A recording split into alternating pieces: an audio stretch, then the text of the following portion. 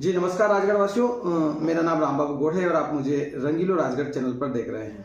इस वक्त हम मोहनपुरा परियोजना जो हमारे राजगढ़ में संचालित है उनके सबसे बड़े अधिकारी प्रशासक श्री विकास राजुरिया सर से आज हम चर्चा करेंगे। सबसे पहले तो हमारे चैनल पर आपका स्वागत है। बहुत बहुत धन्यवाद सर, पहला सवाल आपसे ये है कि we are not negative for Mohanpura project and officer, but sir कहीं कमी हो तो हम आप तक पहुंचाते हैं। आम के खेत में अगर पानी नहीं पहुंच रहा है तो वो क्या करें? राजगढ़ पूरा देख रहा है आपको। देखिए, किसी के बहुत हमारे हेल्पलाइन नंबर्स भी हैं ना, हमने कई जगह तो लिखवाए हैं। तो हर पंप हाउस पे हर सिस्टम में जो सेटल हो रहा है वहाँ नहीं करें। हमारे कालीपीठ में है, कुंडलिया में है, राइट बैंक में मेरे को 7 पंप स्टेशन है, मुझे 5 के तो नंबर याद है और मैं इस कार्यक्रम के बाद आपको वो नंबर भी दे दूंगा, आप चाहे तो वो चला दें। कुछ जगह नहीं है, हम चालू कर रहे हैं हेल्पलाइन सर्विस। तो वो लोग हैं, दिन रात 2 लड़के बैठते हैं हमारे पास। शुरुआत की परियोजना की तो सारे फोन विद परमिशन मैसेज दे के रिकॉर्ड भी किए हम कि कितने लोगों ने फोन किए और कितना ग्रीवेंस हमने सेटल किया। तो हम वो पूरे फोन सुनते हैं, उसके लिए सिस्टम है और सिस्टम जहां कम है वो आप बताइए, हम उसको बनाएंगे। वो कॉल सेंटर टाइप का हमारा है, पर कॉल सेंटर में सुनने के बाद यदि वो किसानों के आपस का विवाद है कि ये मुझे पानी नहीं लेने दे रहा, आपका पानी तो आ रहा है, उसको सामाजिक रूप से ही सुलझाना पड़ेगा। उसमें हमारे सीमित संसाधनों से लोगों को लगाना थोड़ा कठिन होगा और मुश्किल होगा। ये मेरी अपील है कि लोग अपनी उस समस्या, हाँ यदि हमारा पंप हाउस से पानी नहीं चल रहा है, यदि पानी की सप्लाई कम आ रही है, यदि कोई मेन लाइन्स में किसानों द्वारा नहीं किया हमारे द्वारा लीकेज आया है, वो सब तो अटेंड होते ही हैं। उसके अलावा जो किए हैं किसानों ने उनको भी हम सही करते हैं, ऐसा नहीं है, पर वो सब आपके ही रिस्पॉन्स बेस पे करते हैं।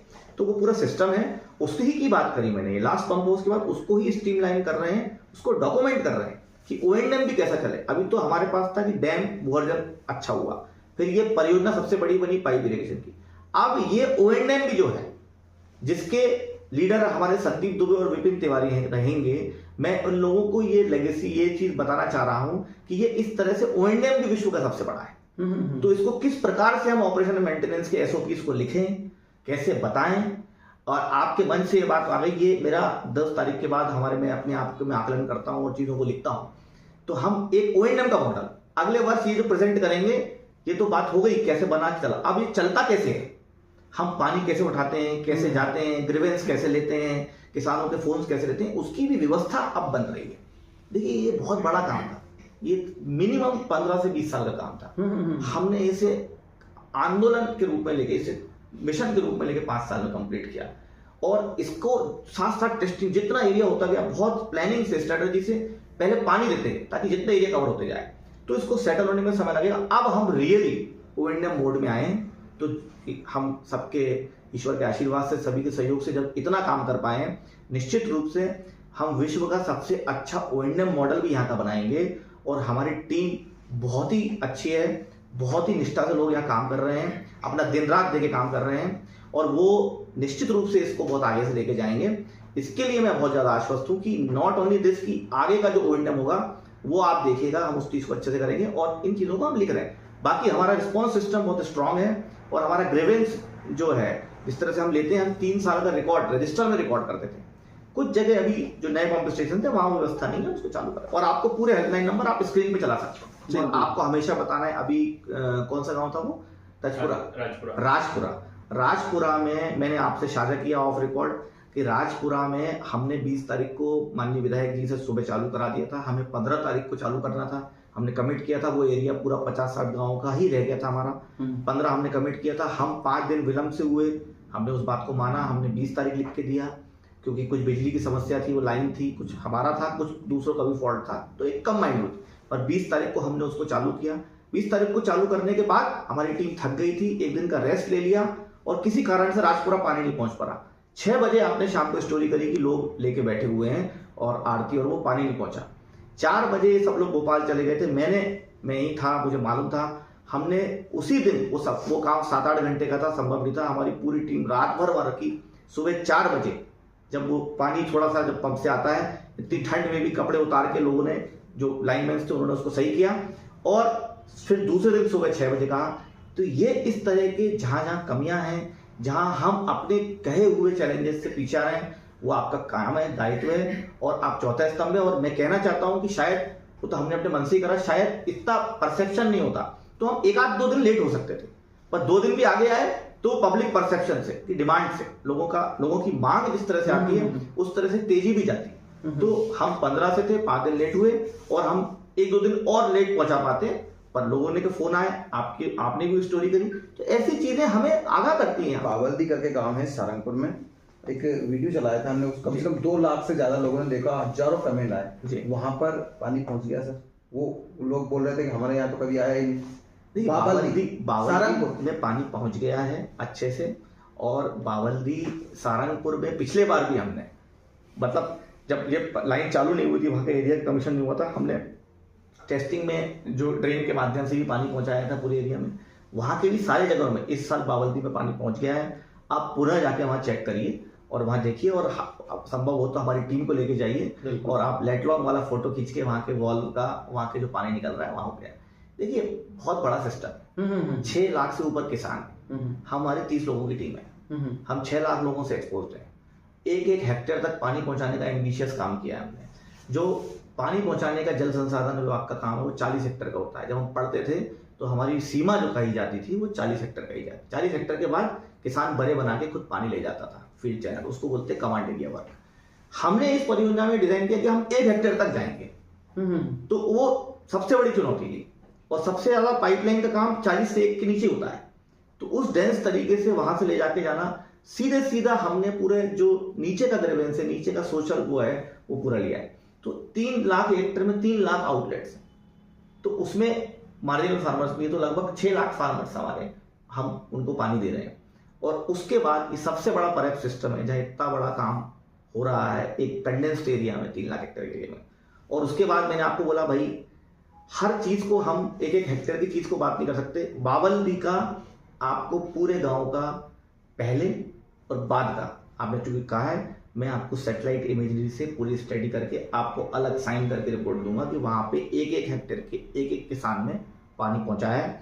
और आपने हमको बताया है यदि कोई कमी हुई होगी, इस तरह से कोई सजेस्ट करेगा तो हम उसको और भी देखेंगे, और हमें स्पेशली उसको दिखवा लूंगा, ऐसा कोई विषय। आपने रोजा पंप जो था उसका शुभारंभ किया था, इसके बाद तो पूरे जिले में सर ये चालू है सर?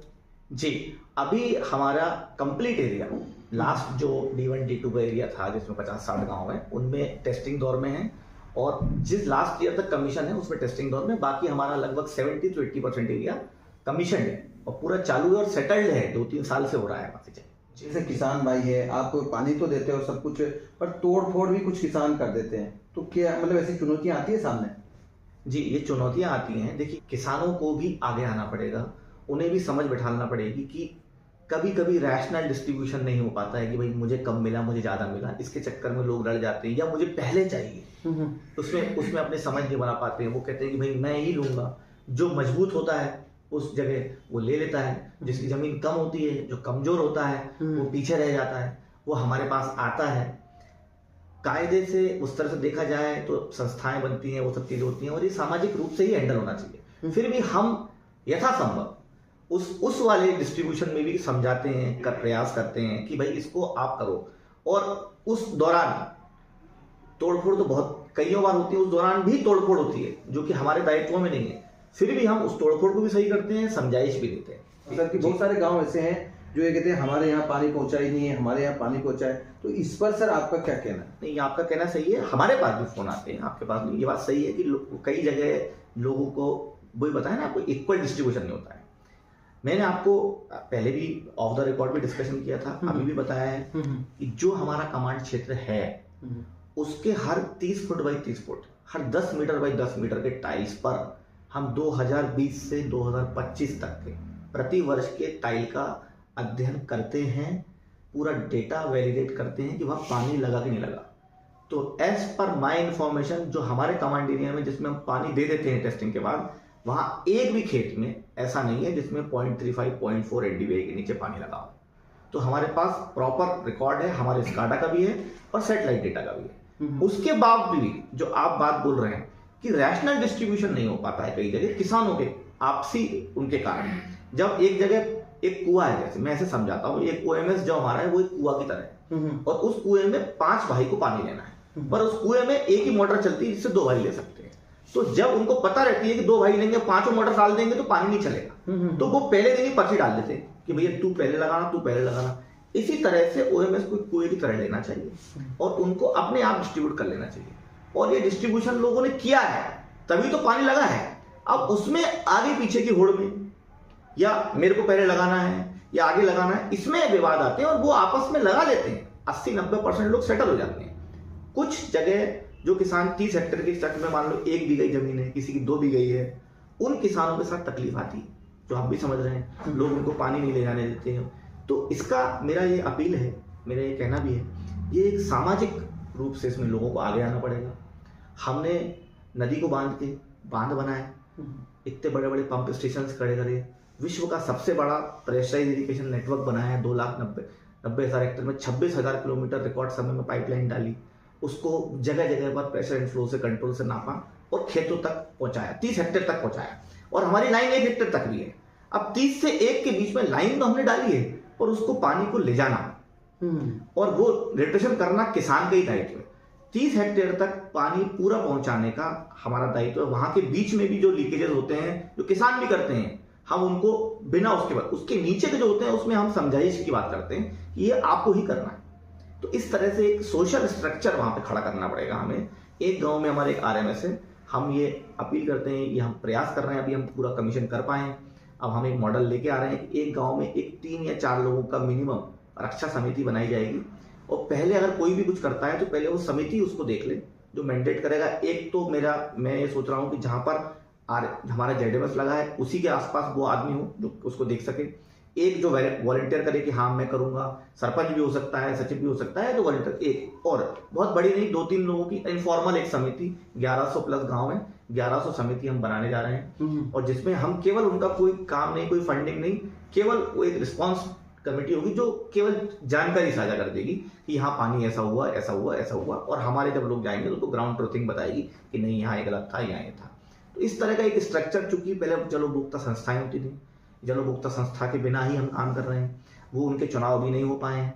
और उनके चुनाव नहीं हो पाए हैं इस बात नहीं है, हमने भी इस नए सिस्टम में किस तरह का स्ट्रक्चर खड़ा हो उस पर भी बातचीत जारी है शासन स्तर पे। वो देखना चाह रहे हैं, जल उपभोक्ता संस्था खुली नहर में थी, इसमें किस प्रकार की संस्था बन पाएंगी, क्योंकि ये डब्बे वाला सिस्टम है, यहाँ 30 हेक्टेयर पे बॉक्स आई है, तो उस पर अभी विचार जारी है। उस पर ही हमने एक विलेज लेवल पे एक इनफॉर्मल समिति बनाकर, उसको रक्षा समिति बोले या जो भी बोले, जल समिति बोले या जल प्रहरी बोले, इस तरह का हमारा अभी हम लास्ट पंप हाउस चालू किया। अब हम ओएनडीएम में इस तरह के इंस्टीट्यूशनलाइजेशन का काम करेंगे, ताकि ये टीम जो हमारी है, हमारी पूरी टीम है रहेगी, परंतु एक पूरी व्यवस्था का टीम आधारित काम ना हो, वो इंस्टीट्यूशनलाइज हो और एक व्यवस्था आधारित काम हो। उस पर हमारा अगला फोकस है और हम उस काम को इस 2-3 महीने में करेंगे और अगले साल उसके एसओपी के साथ ही काम करेंगे।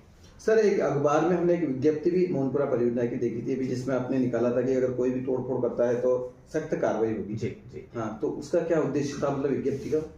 उसका विज्ञप्ति का उद्देश्य है कि लोग एयर वॉल्व्स, मैंने विशेषकर एयर वॉल्व्स पर घोर आपत्ति व्यक्त की और उस पर हम कार्रवाई कर रहेंगे। अभी तक 5 साल में हमने इस चीज को सोशली हैंडल किया है, क्योंकि हमने देखा है पहले टेस्टिंग होती है, ये होती है, लोगों में समझ भी कम होती है, शिक्षा का लेवल भी कम है, और अब हम क्रमशः बहुत जगह लोग गड़बड़ कर रहे हैं, परंतु इस जगह उससे पाइपलाइन को हानि हो सकती है। अगर एयर वॉल में डाला, हमारी बड़ी लाइनों को नुकसान हो सकता है, health of the system effect हो सकता है। इसलिए उसमें हमने सख्ती से विज्ञप्ति दी है और उसके बाद हम और प्रचार प्रसार करेंगे। उसके बाद जो भी करेगा, क्योंकि जो लाइन लगा रहा है वो तो पता ही पड़ जाता है किसके खेत में जा रही है, तो वहां पर हमें एविडेंस भी मिलता है। क्योंकि जब भी हम बोलते हैं तो लोग कहते हैं नामजद, नाम दीजिए नामजद।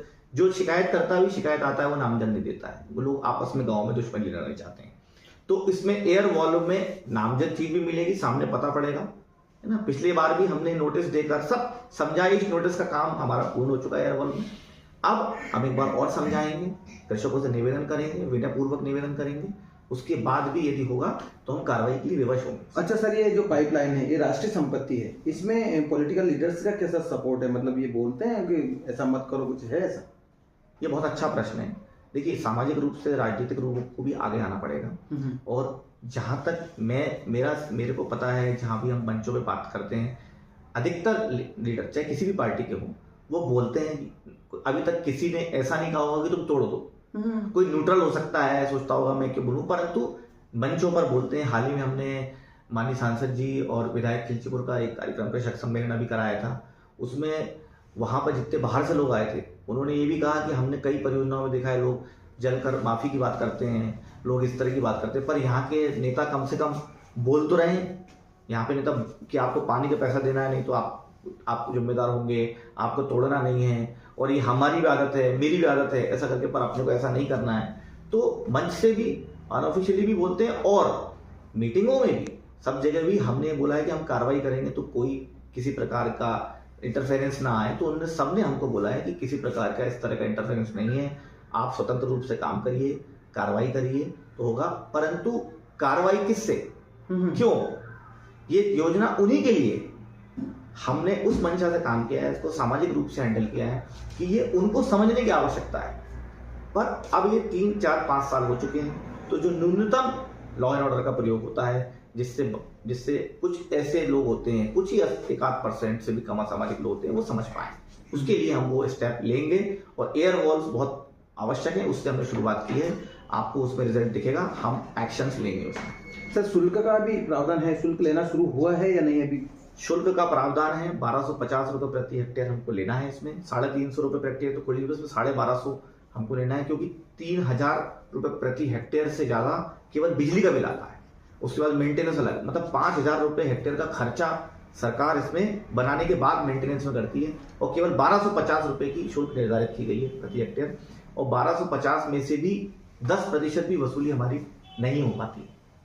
उसमें कुछ रीज़न ये भी है कि हमारे पास स्टाफ कम है वसूली का, बट हम उसको भी अब मुहिम चला के कर रहे हैं, और उसमें भी हम समझाइश देंगे, और उसके बाद भी लोगों का नहीं होगा तो उसमें भी कुछ कार्रवाइयाँ हम प्रस्तावित करेंगे इस बार।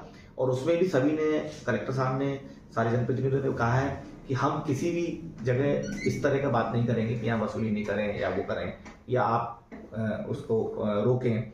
तो सबका सहयोग है, और सबने ही आह्वान किया है कि आप राजस्व का जो निर्धारण किया गया है वो लें दर के अनुसार, और कार्रवाई भी जो लोग असामाजिक लोग समझाइश के बाद नहीं मानते हैं उसके बाद भी कार्रवाई भी करें। तो राजनीतिक रूप से कोई हिंड्रेंस नहीं है, बल्कि ये योजना मैं कहूँगा, और मेरे हर प्रेजेंटेशन में मैं बताता भी हूँ कि यहाँ की जो सिनर्जी है, जो पॉलिटिकल लोगों की, चाहे किसी पार्टी के हों, सब लोगों की, जनता की जो आकांक्षा थी, जो डिमांड थी, उसका सहयोग मिला है, तभी ये परियोजना, इतनी बड़ी परियोजना सफल हो पाई है।